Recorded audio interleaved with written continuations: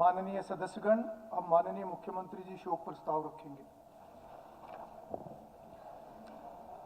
आदरणीय अध्यक्ष जी, श्रीमती राम प्यारी, यह सदन विधायक श्री रणधीर पनिहार जी की माता श्रीमती राम प्यारी के दुखद निधन पर गहरा शोक प्रकट करता है। यह सदन दिवंगत के शोक संतप्त परिवार के सदस्यों के प्रति अपनी हार्दिक संवेदना प्रकट करता है। अध्यक्ष महोदय, जो नेता सदन ने प्रस्ताव रखा है उसके हम भी शोक करते हैं। रणधीर परिहार जी अच्छे साथी हैं, उनकी माता जी का निधन हुआ है, उससे शोक करते हैं। माननीय सदस्यगण, माननीय मुख्यमंत्री जी ने इस सदन में जो शोक प्रस्ताव रखा है और उन पर अन्य दलों के सदस्यों ने भी जो अपनी संवेदनाएं प्रकट की हैं, मैं भी अपने आप को उनकी भावनाओं के साथ जोड़ता हूं और शोक व्यक्त करता हूं और परमपिता परमात्मा से प्रार्थना करता हूं कि वे दिवंगत आत्मा को अपने चरणों में स्थान दें। मैं इस सदन की भावनाओं को शोक संतप्त परिवार के पास पहुंचा दूंगा। अब मैं सदन में उपस्थित सभी सदस्यगणों, मीडिया कर्मी व अधिकारियों सहित सभी दीर्घाओं में उपस्थित महानुभावों से विनती करूंगा कि उस महान आत्मा की शांति के लिए खड़े होकर 2 मिनट का मौन धारण करें।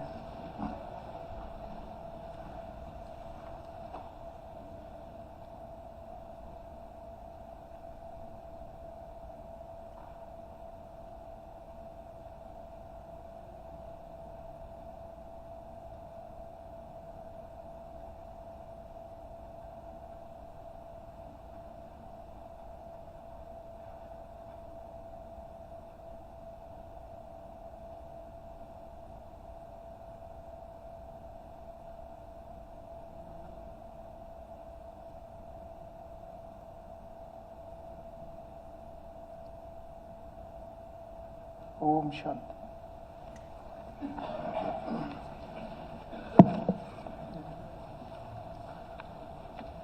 माननीय सदस्यगण, अब प्रश्नकाल शुरू होता है। श्री हरिंदर सिंह विधायक। आदरणीय अध्यक्ष महोदय, प्रश्न नंबर 1।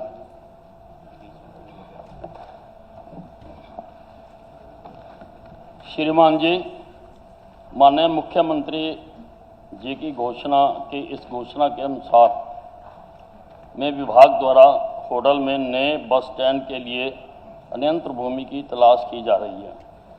उपयुक्त भूमि के चयन के पश्चात ही मुख्यमंत्री घोषणा को क्रियान्वित किया जा सकता है। आदरणीय अध्यक्ष महोदय, मैं आपके माध्यम से माननीय मंत्री जी से जानना चाहूँगा। आदरणीय मुख्यमंत्री जी की ये बहुत पुरानी मांग है जो उनके बीच में हमने रखी थी। मेरे क्षेत्र में वैसे बहुत विकास के काम हुए हैं, तो ये काफ़ी दिन से पेंडिंग चली आ रही है, तो कृपया मुझे ये बताने का कष्ट करेंगे ये मांग मेरी कब तक पूरी हो जाएगी। अध्यक्ष महोदय, इसके लिए हम भूमि का चयन कर रहे हैं और जैसे चयन होएगी हम इसके ऊपर अति सुंदर बस स्टैंड बना कर देंगे। श्री बलराम दांगी। अध्यक्ष महोदय, क्वेश्चन नंबर 2। हाँ श्रीमान, मानसून और बेमौसमी बारिश के कारण इन गांव में पानी भर जाता है और इसकी जो निकासी है इसको जो ठीक करने के समाधान के लिए सरकार ने कई तरह के उपाय किए। डीजल पंप भी लगाए और इलेक्ट्रिक पंप भी लगा के वहां के पानी की निकासी का प्रबंध किया है।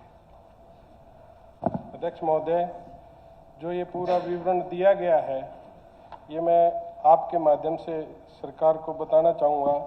इसमें जो पहले हो चुके वही विवरण दे दिया। पिछले 10 साल से जो एरिए हैं, कई ऐसी जगह हैं पूरे इन गांव में जहां पर सैकड़ों एकड़ फसल, हर गांव की सैकड़ों एकड़ फसल जो बर्बाद होती है, उसके लिए मैं मंत्री जी से ये बताना चाहूँगा मंत्री जी को। जैसे सामण गांव का इन्होंने लिख के दिया कि 45 एकड़ भूमि जलमग्न हुई थी, लेकिन सामण गांव में पुठी रोड पर गोला वाला एरिया है जी, यहाँ लगभग 300 एकड़ फसल हर साल वो हो जाती है। और सामन में ही बेडवा रोड पर लगभग 500 एकड़ फसल जल भराव के कारण वो हो जाती है। इसी प्रकार गिरावड़ में भी मदीना रोड पर जो गेपा वाला एरिया है वहाँ पर भी सैकड़ों एकड़ फसल, और समर गोपाल रोड पर जो पंचायती जमीन है जिसको बोली लगाकर किसान उसको लेते हैं माड़ पर, तो उसमें भी बहुत ऐसे ही फसल वो हो जाती है बर्बाद। और खरेटी में डाबर वाला एरिया है जी, वहाँ पर 150-200 एकड़ हर साल बर्बाद होती है। और बैसी रोड पर भी जो ड्रेन है वो ड्रेन बैक मारती है हमेशा, और वहाँ पर सैकड़ों एकड़ फसल बर्बाद हो जाती है। और मदीना में भी हमारे जो अजायब और गिरावड़ रोड के बीच में जो डैर वाला एरिया जिसको हम बोलते हैं, वहाँ पर लगभग 700 एकड़ फसल हर साल, उसमें इतना बुरा हाल हो जाता है, थोड़ी सी बारिश होते ही बहुत बुरा हाल हो जाता है। तो वहाँ पे भी, और ऐसे ही और भी कई एरिया लाखन माजरा में है, चारों तरफ बहुत बुरा हाल है। और मोखरा में भी ऐसे ही, मतलब कई ऐसे एरिए हैं पूरे हल्के में, निंदाना है, मोखरा है, कई एरिया ऐसे हैं जिनमें बहुत बुरा हाल हो जाता है। तो मैं मंत्री जी से आपके माध्यम से यही कहना चाहूँगा कि वहाँ पर भी उचित और परमानेंट इलाज उनके लिए किया जाए, ताकि जो किसान हैं उनको बढ़िया तरीके से उनकी फसल मिल सके। जी देखिए, एक समैन गांव को छोड़ के, क्योंकि वहाँ भी वो भट्ठों वाली जो जमीन है जहाँ से खोदी गई थी वहाँ पे पानी भरा है, उसमें से भी पानी की निकासी को उसको छोड़ दें तो बाकी गांव के जो आपके 5 गांव बचते हैं उसमें 13 स्कीम एक कंप्लीट हुई है। अच्छा 13 स्कीम एक कंप्लीट हुई है, और 16 गांव जिनमें इस तरह की जो आपने बताया, जैसे कहीं गांव के नाम गिनाए, कहीं गांव के नाम आपने नहीं भी गिनाए, वो भी मान के एक 18 करोड़ रुपए की लागत से 30 स्कीम्स पे और काम करके उसको कंप्लीट किया है। फिर भी जहां भी इस तरह की और बाकी समस्याएं हैं, मैं आदरणीय अपने साथी से कहूंगा कि वो लिख के दे दे, उस पर भी हम लोग काम को कंप्लीट करेंगे। एक और सप्लीमेंट्री सर, ये मदीना गांव की सिंचाई भिवानी सब ब्रांच और नई निंदाना माइनर लिखा है जी, ये निंदाना माइनर नहीं है, ये निडाना माइनर है। तो इस हिसाब से निडाना अलग साइड हो गया, निंदाना अलग साइड हो गया। ठीक, तो इसमें थोड़ा सा मैं आपके माध्यम से सरकार से उम्मीद करता हूँ जल्दी इसके ऊपर कार्रवाई की जाए। आदरणीय अध्यक्ष महोदय, क्वेश्चन नंबर 3।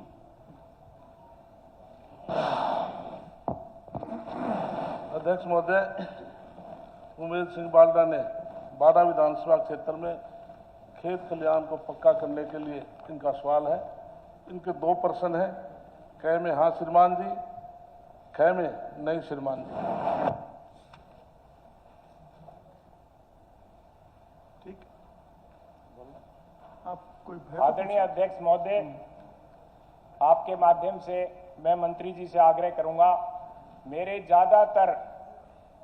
विधानसभा में लोग खेतों में बसते हैं, खेतों की ढाणियों में बसते हैं, और काफी बड़े गांव होने के कारण उनमें काफी रास्ते ऐसे हैं। इसलिए मैंने आपसे अनुरोध करूंगा कि ये रास्ते मेरे क्षेत्र में खासकर खेत खलिहान के रास्ते 15 किलोमीटर से 150 किलोमीटर किए जाएं, क्योंकि मेरे यहाँ विधानसभा में कुछ गांव तो ऐसे हैं जिसमें एक ही गांव में 15 किलोमीटर के रास्तों से काम चलता है।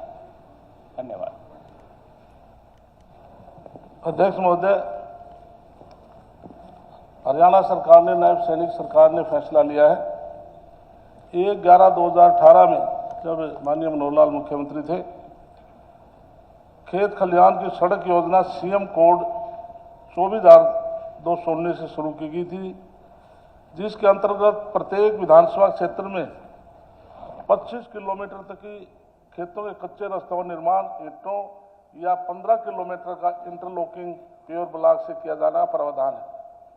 इस योजना के तहत खेतों के रास्तों का निर्माण हेतु माननीय मंत्रीगण, विधायक महोदय तथा की सिफारिश अभियंता पंचायती राज द्वारा कार्यों का प्राकलन तैयार करवाकर स्वीकृति हेतु भेजे जाते हैं। इसी प्रकार अनुमानों की स्वीकृति के लिए विभाग को भेजा जाता है। इसमें SNA के खाते में डाल दिया जाता है ताकि प्रक्रिया अनुसार जिला स्तर पर उपयोग किया जा सके। स्वीकृति निम्न प्रकार है। हमारे लगभग 3580.44 किलोमीटर खेत खलिहान के रास्ते पक्के किए और उसके लिए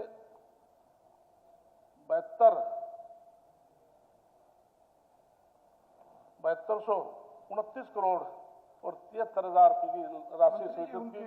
उनकी विधानसभा उनका विधानसभा का ये है आप 28 पॉइंट कोई अगर आप बाद में उनकी जो भी उनकी विधानसभा की देखो आप बाद में भिजवा चरखी दीजिए। दादरी में 28.41 किलोमीटर हमने खेत खलिहान पक्के किए गए, जिसमें बाडड़ा में 27.42 किलोमीटर हमने सड़कें खेत खलिहान की पक्की की।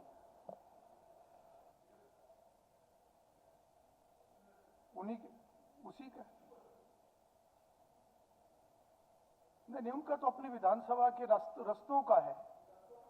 नहीं, वो तो जनरल रोड है। Bharat Bhushan ji. Number 4 sir, honourable speaker. Sir, ये क्वेश्चन मुझे लगता है कि ठीक से नहीं लगा है और गलत इसमें मुझे लगा। देखो सर, 21 जुलाई 1990 के गजट नोटिफिकेशन से पता लगता है कि इस जमीन पे कभी तालाब था ही नहीं, कभी भी तालाब नहीं था सर इस पे। और दूसरा जो उन्होंने कहा भी क्या ये उक्त स्थान वक्फ बोर्ड को आवंटित किया था? सर, हरियाणा सरकार ने कभी भी इस जमीन को वक्फ बोर्ड को कभी अलाट नहीं किया।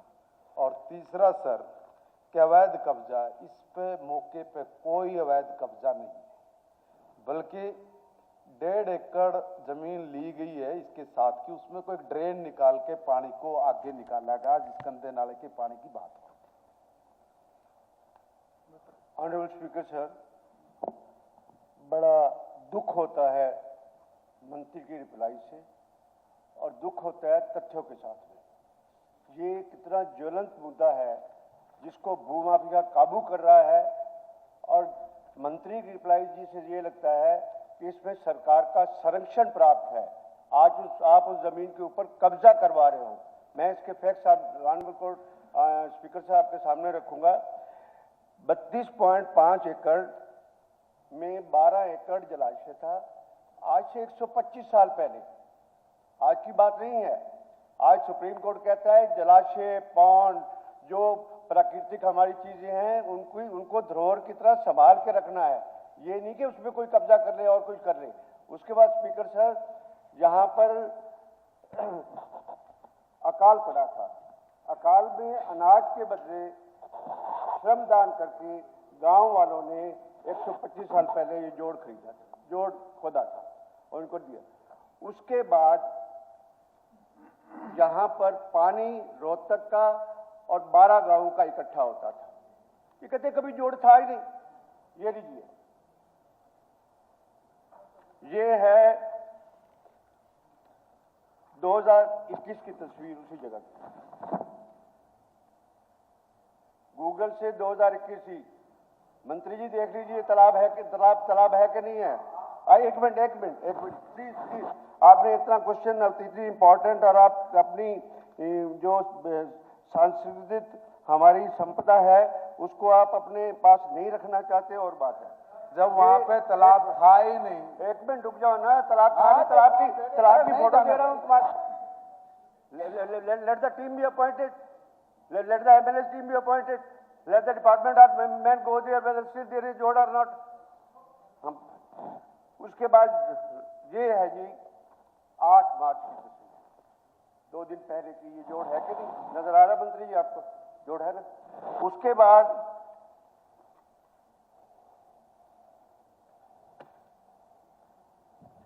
बत्रा जी, आपका कहना है कि जो मंत्री जी ने जवाब दिया आप उससे सहमत नहीं है? नहीं, सहमत के बाद मैं हाँ, जो उन्होंने ये दैनिक भास्कर संडे, बरसाती पीर बहुदी डिस्पोजल पर अब भू माफिया का कब्जा। This is I am showing to the house. I can pass on this document to the speaker. मंत्री जी, इसमें ये जमीन वक्फ बोर्ड की किसानों को मैं आता हूं उसमें भी, मैं उसमें भी आता हूं, मैं उसमें भी आता हूं। किसी का कोई कब्जा नहीं सर, मैं उसमें भी आता हूं। मैं ये पहली बात पूछता हूं, जब यहाँ पर जोड़ था तो उस जोड़ को भरने की इजाजत किसने दी? क्या कोई उसको लैंड ऑफ यूज को चेंज कर सकता है? बात तो ये है सर, आज एक भू माफिया 4 एकड़ का जोड़ रह गया, सिर्फ 8 एकड़ पर सारी की सारी ये देखिए सारी की सारी मिट्टी सारी भर दी है। कौन कर रहा है, कैसे कर रहा है, फिर क्या करेंगे? वक्फ बोर्ड से लीज पे ले लेंगे, उसको जमीन को काबू कर लेंगे, जिससे मोटे से पढ़ाई। मंत्री जी इसको चेक करा लीजिए। नहीं सर, अध्यक्ष महोदय, ये इतना सिंप्लीफाइड मामला नहीं है जो मंत्री जी ने जवाब दे दिया है। ये बहुत गंभीर मामला है। मैं देखा है, मेरे उसके साथ ये है, पीर बौद्धी 125 साल पहले खुदी थी और उसके बाद हर बारी ये सारा इलाका जो है फ्लड प्रॉन एरिया है। मतलब ड्रेन नंबर 8 खुदी, उसने बचाव किया, फिर ड्रेन 6 खुदी, उसने बचाव किया, फिर भी यहाँ पर गांव का पानी भरता है, हर बारी भरता है। और मैं दावे के साथ कह सकता हूँ, मेरे साथ चलें, वहाँ भरत हुई। मैंने स्वयं उस समय के डिप्टी कमिश्नर को 3 बार कहा, उन्होंने वो भरत रुकवाई। शायद आज भरत रुकी हुई है, लेकिन किसने भरत की, क्यों की, इस बात का जवाब नहीं है आपके पास। क्यों भरत हुई? भरत और भरत की है, इलीगल भरत की है तो उसके खाली करवाओ, आप खुदवाओ को जोड़ दो। जो वहाँ का देखिए सर, किसानों ने अपनी जमीन किसानों ने जमीन समतल करने के लिए किसान की जमीन नहीं है, मिट्टी का उपयोग किया। एक बात नहीं, दूसरी बात ये है, देखिए सर, एक कौन है ये माफिया काम कर रहे हैं, और मैं आपको दावे के साथ कह रहा हूं, ठीक है, अगर कोई ऐसी बात भी है तो उसको हमें चेक करवाने में साइट इंस्पेक्शन हमें कोई गुरेज नहीं है। किसानों से मगर पूछा जाए। इस तरह मेरा की बात आपसे हो एक तो निवेदन, इस तरह मेरा आपके माध्यम से एक ही निवेदन है, साइट इंस्पेक्शन रखा जाए, हम साथ चलेंगे, वहाँ किसानों से भी पूछ लेंगे कितने साल से जोड़ा वो। प्रत्यक्ष को प्रमाणित की क्या जरूरत है? प्रत्यक्ष को प्रमाणित की क्या जरूरत है? ये बहुत गंभीर मामला है। ठीक है, स्पेसिफिक अगर आपका कोई सप्लीमेंट्री। मंत्री जी, एक तो मुख्यमंत्री जी, मैं आपसे कहूंगा कि यहाँ पर बहुत सारे प्रवासी पक्षी आते थे, आप उसको इन्वायरमेंटल के लिए बहुत अच्छा था। सारे शहर का पानी एक रिजर्वायर है, वहाँ पर इकट्ठा होता है। बाद में इनकी रिपोर्ट जुटा रहा हूँ, ये आखिरी बात, सप्लीमेंट्री पूछता हूँ ताकि वो उसके ऊपर जो भी उन्होंने संज्ञान लेना है वो लेंगे। ठीक है। ऑनरेबल चीफ मिनिस्टर सर, 12/6/2024 को एसडीएम साहब में पत्र लिखते हैं, संपदा अधिकारी वक्फ बोर्ड, सारा कुछ निचोड़ा जाएगा। वक्फ बोर्ड की उक्त भूमि पर मौका मुआवजा की माना किया गया तो पाया कि उक्त जमीन के बड़े हिस्से पर मिट्टी बरत किया जा चुका है, जो कि किसी व्यक्ति द्वारा 2 या 4 दिन का कार्य न होकर काफी दिन का प्रतीत होता है। उक्त में आपकी स्थिति से संदेह प्रतीत होता है। वक्फ बोर्ड कह रहा है एसडीएम, आप उक्त दोषीगण के खिलाफ कार्रवाई नहीं करना चाहते एवं अथवा आप अपने कर्मचारी द्वारा मिली भगत। मंत्री जी आप इसमें जवाब दीजिए। नहीं सर, आखिरी पढ़ता हूँ, आखिरी पढ़ता हूँ, जरूरी है जी, मेरे ख्याल से जरूरी है।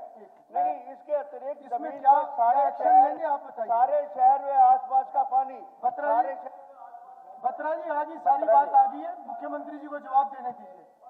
जी मुख्यमंत्री जी। माननीय अध्यक्ष जी, ये जो लैंड की बात हो रही है, वक्फ बोर्ड की लैंड है और ये 1 अगस्त 2023 ये वक्फ बोर्ड की संपत्ति है और वहाँ पर किसान पट्टे पर लेकर के इस भूमि को वो अपनी फसल करता है इस भूमि के ऊपर। और इसमें से जैसा अभी मंत्री जी ने बताया, एक नाला निकाला है उसके बीच से और उसमें पानी नहीं था, वो उबड़ खाबड़ लैंड थी, उसको समतल किया उन्होंने। समतल करके आज भी वहाँ पर वो अपनी फसल उगा रहे हैं और उसका हर वर्ष पट्टा लेते हैं, उसके ऊपर कब्जा नहीं है किसी पर। और उसकी नेचर के अंदर कहीं पर भी ये लिखा हुआ नहीं था माननीय अध्यक्ष जी भी कि यहाँ का तालाब है, उसमें कहीं लिखा हुआ नहीं था। ठीक है, ये सारा रिकॉर्ड का विषय है, रिकॉर्ड का विषय है। मैं एक निवेदन कर रहा हूँ, रिकॉर्ड का विषय है, इसमें जो भी स्पीकर सर, मैं जांच करा लीजिए इसकी कोई बात। स्पीकर सर, मैं बत्रा जी को एक बात कह रहा हूँ, अगर आपके पास कोई, बत्रा जी से मेरा निवेदन सर आपके माध्यम से, अगर बत्रा जी के पास कोई भी पिछले 125 साल की जमाबंदी में, ठीक है, इस जमीन पर तालाब होने का इंदराज है तो दिखा दे। एक बात। और दूसरी बात, बत्रा जी आप लिखित में सारा दे दीजिए। ये तालाब है, तस्वीर पे सुन लीजिए, ये लो तालाब तस्वीर क्या पे है? सुन ले। ये तालाब भी तो क्या है? ठीक है, आप लिखित में दे दीजिए सारा। देखिए तस्वीर एक चीज है, लिखित में दे दीजिए। उन्होंने कहा लिखित में दे दीजिए। सर, अगर कुछ है तो हम आगे उसकी जांच कराएंगे। 1995 तस्वीर तो है ना, 1995 की रोहतक शहर के कमिश्नर के घर से लेकर आसपास के सैकड़ों एकड़ जमीन में 15 फीट पानी भी है। निचले इलाकों में तो बरसातों में पानी रुकता ही नहीं है। मंत्री जी, रुकता ही है, मंत्री जी, उसमें तो एक मिनट बत्रा जी, निकाल दिया, बत्रा जी, उसमें आपत्ति एक क्या है? मिनट मंत्री जी, अगर वहाँ बत्रा ड्रेन भी बत्रा निकाल जी, कर पानी को निकाल दिया, एक मिनट, आपत्ति क्या? बत्रा जी आप लिखित में विषय दें। मंत्री जी आप इस विषय पे माननीय सदस्य की तसल्ली कराएं। वो लिखित में देंगे, आप इनकी तसल्ली कराइए। ये तसल्ली के लिए बात ये है, ये जो आंकड़ा रख रहे हैं गलत है, तथ्य गलत है, गुमराह करने की बात कर रहे हैं। अगर हमारे जवाब में कोई बत्रा जी बात है, बत्रा जी तो पॉइंट उसको क्लियर हो गया। वो आप उसको- लिखित वो में उसको देंगे, वो बता दें। तसल्ली कराएंगे। अगर कोई- सरकार उसकी तसल्ली कराएगी जी। On the floor of the house में हाँ होगी, चर्चा होगी। मैं कह रहा हूँ किसी ने कह के रुपये कह रहे नहीं बिल्कुल। उनकी सहमति नहीं है, वो लिखित में दे, सरकार उसकी जांच करा के उनको satisfy मैं करे। यही बात कह रहा हूँ इससे आगे कि कुछ नहीं हो सकता। अगर बत्रा जी को कोई कहीं दिक्कत महसूस हो रही है तो हम उसकी या आकर के पूछ लें, हम आपको पूरा संतुष्ट करेंगे, पूरी जानकारी देंगे, आपको पूरी जानकारी आपको उपलब्ध कराएंगे। जी जी फ्रेम करके इलीगल कब्जा किसने किया उसके खिलाफ एक्शन है। दूसरा, रोहतक कमिश्नर के नीचे एक आप एडमिनिस्ट्रेटिव कोई भी कमेटी बना दे और उससे रिपोर्ट मंगवा दे। नहीं, वो क्या करेंगे। डीसी से मंगवा रहे, कोई दिक्कत नहीं। बस दो चीजें, डीसी से रिपोर्ट मंगवा रहे, कमिश्नर से रिपोर्ट मंगवा रहे, मौके पे जाके वक्फ बोर्ड की जमीन अगर किसी किसी तरह ने का कब्जा जलाशय हो और उसको काबू करने के ठीक लिए है, मुख्यमंत्री जी ने बोल दिया। बैठा और मैं कहता हूँ सरकारी संरक्षण है। मुख्यमंत्री जी ने कह दिया, अगर कोई ऐसा कब्जा या इस तरह का कोई विषय होगा तो बिल्कुल उसका संज्ञान लेंगे। चलिए जस्सी पेटवर।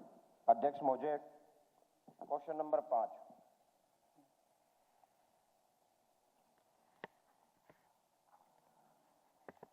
स्पीकर सर,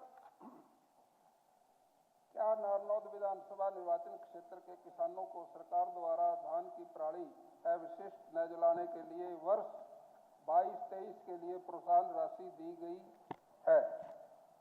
जी हाँ। माननीय अध्यक्ष महोदय, मैंने 22 और 23 के लिए पूछा था। इसमें मंत्री जी ने केवल 22 की जानकारी दी। 22 व 23 जी, 2022-23 हाँ 22 और 23, हाँ जी 22-23। जबकि मैं इसमें बताना चाहूंगा कि 2600 किसान, अभी भी 2600 किसानों को ये प्रोत्साहन राशि नहीं मिली है। हिसार जिले की मैं बता रहा हूं आपको, और वो 2600 किसान पिछले 2 साल से इंतजार कर रहे हैं। अगर समय से 2-2 साल में पराली की प्रोत्साहन राशि नहीं दी जाएगी तो फिर कैसे किसान को आप पराली जलाने से रोकने का काम करोगे? जी मंत्री जी।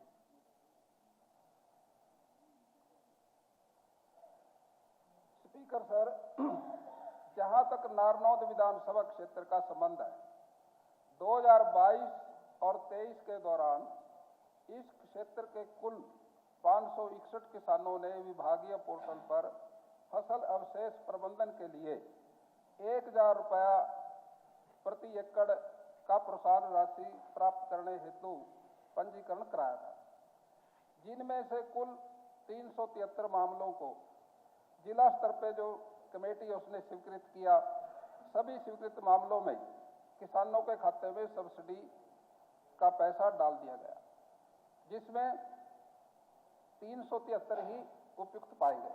पैसा दे दिया था। मैं अध्यक्ष महोदय आपके माध्यम से माननीय मंत्री जी से कहूंगा कि जानकारी इसमें पूरी तरीके से दुरुस्त की जाए, क्योंकि कंप्लीट 2500 कुछ, लगभग 2500 कुछ किसान अभी भी इनको पराली का पैसा नहीं मिला है। दूसरा, अध्यक्ष महोदय जो कह रहे हैं, मंत्री महोदय कह रहे हैं कि 561 में से उन्होंने 373 को अप्रूव्ड किया। अध्यक्ष महोदय इसमें ये कारण लगाते हैं कि भी जीपीएस कैमरे से फोटो नहीं लिया गया। अब किसान, अध्यक्ष महोदय, पढ़ा लिखा, पहले तो किसान पढ़ा लिखा नहीं है, उसके ऊपर सबके पास एंड्रॉइड फोन है। स्पेसिफिक उन्होंने उसी पे कहा जितने उपयुक्त है उनको दिया गया, उसके अलावा आपका कुछ स्पेसिफिक है तो वो बताइए। जी बिल्कुल, मैं उसी पे आ रहा हूं अध्यक्ष महोदय। जो मंत्री जी ने कहा, मैं ये कह रहा हूं कि जब पूरे का पूरा गांव, पूरे गांव में पराली जलाने का कोई केस ही दर्ज नहीं होता और उस गांव के लगभग 40 किसानों को प्रोत्साहन राशि दे दी जाती, तो फिर लगभग 150 किसान जो बच गए उनको क्यों नहीं दी जाती? और जो मैं कह रहा हूं कि 2600 किसान हिसार जिले के अभी भी 2023 के बाकी हैं। ये मेरा मंत्री जी से, अगर आपके पास ऐसी कोई डिटेल है तो आप मंत्री जी के साथ साझा कर लीजिए, डिपार्टमेंट के साथ कर लीजिए उसको। का क्वेश्चन विधानसभा का था, अब ये जिले की बात करने लगे। क्वेश्चन से आओ ना। चलिए, मैंने तो रिकॉर्ड दिया, आप विधानसभा की बता दीजिए कि आपने बाकी कैंसिल क्यों किया? अध्यक्ष जी मैं बता देता हूं, क्योंकि माननीय विधायक जी ने जो क्वेश्चन किया है, इसके अंदर हमारा एक पोर्टल बना हुआ है माननीय अध्यक्ष जी, और एक ग्राम समिति बनी हुई है। ग्राम समिति के माध्यम से उस पोर्टल के ऊपर किसानों को जब बोलते हैं कि आप रजिस्ट्रेशन करिए, किसान रजिस्ट्रेशन करता है, ग्राम समिति से उसको वेरीफाई करते हैं।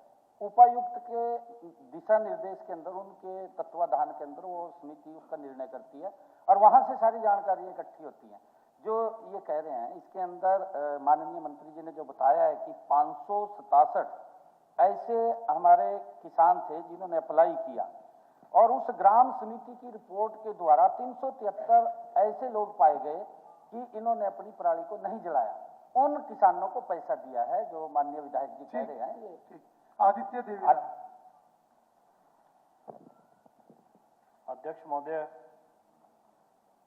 क्या मुख्यमंत्री महोदय बताने की कृपा करेंगे कि राज्य में हत्या, बलात्कार, सामूहिक बलात्कार, अपहरण, डकैती, लूट, महिलाओं और अनुसूचित जातियों के लोगों के विरुद्ध 2019 से दिसंबर 2024 तक दर्ज किए गए अभियोगों की संख्या का विवरण। नहीं, आप सिर्फ नंबर बोलिए ना, सिर्फ नंबर बोलिए।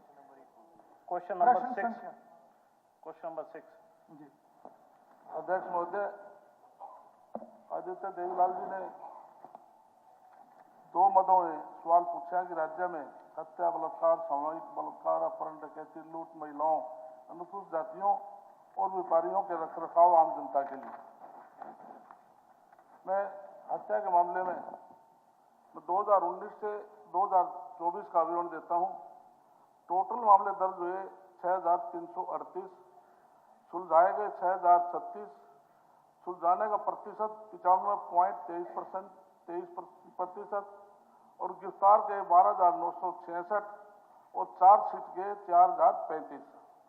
बलात्कार के मामले में 19 से 24 तक 10,262। ये तो पूरा आंकड़ा दिया हुआ है आपने, कोई आपके सप्लीमेंट्री हो तो आप आगे पूछिए। पूरा आंकड़ा दिया हुआ है, थोड़ी डिटेल में पढ़ने में बहुत समय लगेगा। अध्यक्ष महोदय, क्योंकि ये जो है ये सारा गृह मंत्री से रिलेटेड है, इसी जवाब में बताया गया कि टास्क फोर्स सरकार ने गठित की है क्राइम को रोकने के लिए। पर अध्यक्ष महोदय, अगर टास्क फोर्स ही क्राइम करने लग जाए तो फिर उसको कौन रोकेगा? आदित्य जी, अगर टास्क फोर्स, आदित्य जी, आपने एक आंकड़ा आपने पूछा है, डिटेल आपने पूछी है, और उसमें अगर आपको लगता है कि और कोई जानकारी, आपको स्पष्टीकरण या कोई ऐसा चाहिए तो वो पूछिए। ये तबसरा नहीं, प्रश्नकाल है। अध्यक्ष महोदय, क्या तो बताइए। कई ऐसे मामले हैं जिनमें सरकार की जो कानून व्यवस्था जो प्रदेश की है वो बहुत दयनीय हालत है, और उसी के संबंध में मैंने ये सवाल पूछा था कि जो हालात हरियाणा के कानून व्यवस्था पे लेके हैं, क्या उसमें सरकार संजीदगी रखती है? क्या उसमें कोई जवाबदेही फिक्स है? कोई भी चीज, क्योंकि लॉ एंड ऑर्डर मेंटेन करना सरकार का काम है। अगर हरियाणा के अंदर लॉ एंड ऑर्डर मेंटेन नहीं होगा तो उसका जिम्मेवार ठीक है, कौन होगा? आपने जो डिटेल मांगी वो मंत्री जी ने दे दी, सारा का सारा उसके अंदर है। और इसके बाद कोई स्पेसिफिक है तो आप पूछिए, नहीं तो उसके अलावा तब मेरी कॉन्स्टिट्यूंसी का ही मामला है जी। टास्क फोर्स ने एक हेल्ड अप किया चोर को और उससे रिकवरी कर ली, और रिकवरी करने के बाद इन्होंने नहीं सर आदित्य जी, ऐसे एक एक केस ऐसे नहीं चर्चा। सर मैं टास्क फोर्स की बात कर रहा हूँ। आपने पूरे प्रदेश का विषय उठाया। नहीं ऐसे नहीं। अध्यक्ष महोदय, टास्क फोर्स बहुत अहमियत रखती है। हरियाणा की टास्क फोर्स जो है वो बड़े जो बहुत अच्छे लोग हैं उनको इनमें डाला जाता है, जो मेडलिस्ट हैं या जो डिपार्टमेंट ये मानता है कि ये बहुत प्रखर लोग हैं जो चीजों को निकाल के लेके आएंगे, अगर वही ऐसे काम करने लगे तो आमजन का क्या हाल होगा जी? कोई केस है तो वो केस संबंधित कर लें इनके केस संबंधित बता रहा हूँ जी। कालवाड़ा गांव की घटना, एक महिला के चोट मारी जाती है। ऐसे नहीं, घटना ऐसे पर्सन के साथ FIR नहीं, घटना ऐसे नहीं। आपको बाद में आपको मौका मिलेगा बाद में, तब आप अपना विषय रख लेंगे। अत्याचार हो रहे हैं। रामकुमार कश्यप जी, क्वेश्चन नंबर 7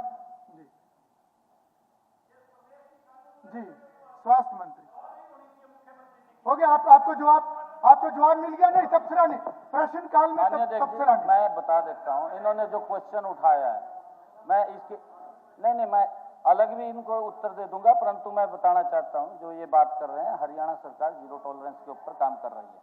कानून व्यवस्था को लेकर के जो STF की बात इन्होंने की है, स्पेशल टास्क फोर्स जिसका गठन किया गया था माननीय अध्यक्ष जी, उन्होंने जो काम किए हैं हरियाणा के अंदर, जो अपराध पर नियंत्रण पाने के लिए टास्क फोर्स ने महत्वपूर्ण प्रगति की है, जिसमें 2020 से 2024 के बीच कुल 1997 अपराधियों को गिरफ्तार किया है।